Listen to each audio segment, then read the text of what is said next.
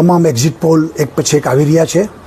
લગભગ બધા exit પોલમાં NDA 360થી 70 બેઠકો પ્રાપ્ત કરશે એ પ્રકારના એક્ઝિટ પોલ આવી ગયા છે. એનો મતલબ એ છે કે 4 તારીખે પરિણામ નિશ્ચિત છે. એનડીએ અને ભારતીય જનતા પાર્ટીની સરકાર બનવાની છે. નરેન્દ્રભાઈ ત્રીજી વખત વડાપ્રધાન બનશે. અને હું એમ માનું છું કે ભારતમાં આ વખતે ચૂંટણીનો એક જ મુદ્દો હતો કે મોદીને વડાપ્રધાન બનાવવા કે ન બનાવવા. Modi versus all.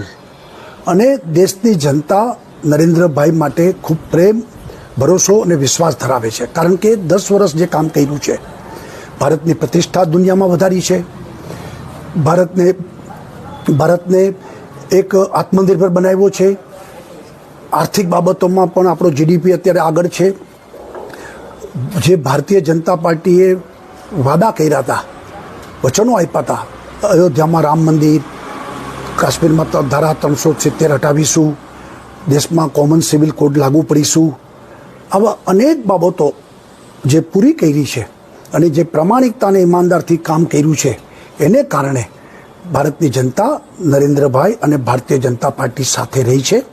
અને આ જે એક્ઝિટ પોલ જે દેખાડી રહ્યું છે, દેખાડે છે કે દેશ આખામાં મોદીજીની હવા ચલી છે. કેટલી સર સીટો આવે એવું લાગે છે? દેશ આખામાં 360-70 એક્ઝિટ પોલ દેખાડે